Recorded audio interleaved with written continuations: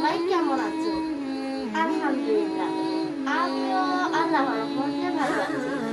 বন্ধুরা, আজ আবারও তোমাদের মাঝে নিলাম আদব সিরিজের তৃতীয় পাঠ, আল্লাহর সাথে আদব থেকে 1 ও 2 নং আলোচনা। এসো আলোচনা করি, মনোযোগ দিয়ে শুনি এবং সেই অনুযায়ী আমল করার চেষ্টা করি ইনশাআল্লাহুল আজিজ। আসসালামু আলাইকুম ওয়া রাহমাতুল্লাহ। 1. আল্লাহকে জানো, আদব মানো। যখন কিছুই ছিল না, তখন ছিলেন শুধু আল্লাহ। তিনি সব সময় ছিলেন, আছেন এবং থাকবেন। আল্লাহই সব কিছু সৃষ্টি করেছেন, তাকে কেউ সৃষ্টি করেনি। আল্লাহই এই বিশ্বজগতের পরিচালনা করেন, তার মতো কেউ নেই। তিনি সর্বশক্তিমান। আল্লাহই আমাদের সব কিছু দিয়েছেন, তিনি আমাদের মালিক, আমরা তার গোলাম। তাই আমরা আল্লাহকে ভালোবাসবো, তার আদেশ নিষেধ মেনে চলব। আল্লাহর পরিচয় জানা এবং তাকে মেনে চলাই বান্দার প্রধান আদব। 2. আল্লাহ যা করেন ভালোর জন্যই করেন। এক দেশে ছিল এক বাদশাহ। সেই বাদশার ছিল এক উজির। কোনো কিছু ঘটলেই উজির বলতো, আল্লাহ যা করেন ভালোর জন্য করেন। একদিন তরবারির আঘাতে বাদশাহর একটি আঙ্গুল কেটে গেল। সাথে সাথে উজির বলল, আল্লাহ যা করেন ভালোর জন্য করেন। এই কথা শুনে কেঁপে গেল বাদশাহ। তিনি বললেন, আমার আঙ্গুল কেটে রক্ত পড়ছে, আর তুমি কিনা বলছো এটাও ভালো। রেগে গিয়ে উজিরকে কারাগারে পাঠালেন তিনি।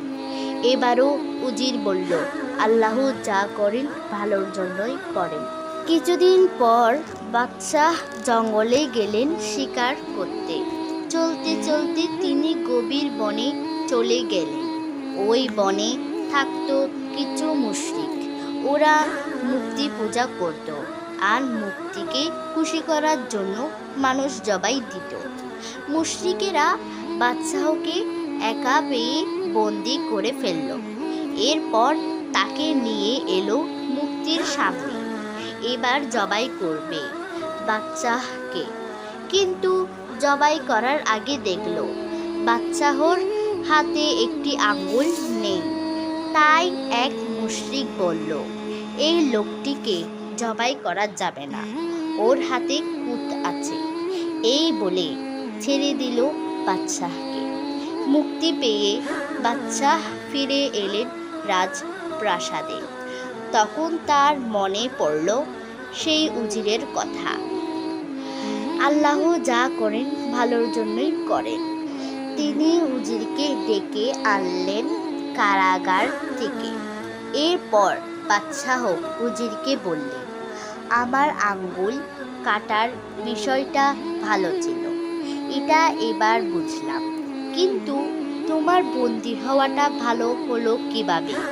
উজির বলল, জেলে বন্দি না হলে আমি আপনার সাথে শিকারে যেতাম, মুশরিকদের হাতে আমিও বন্দি হতাম।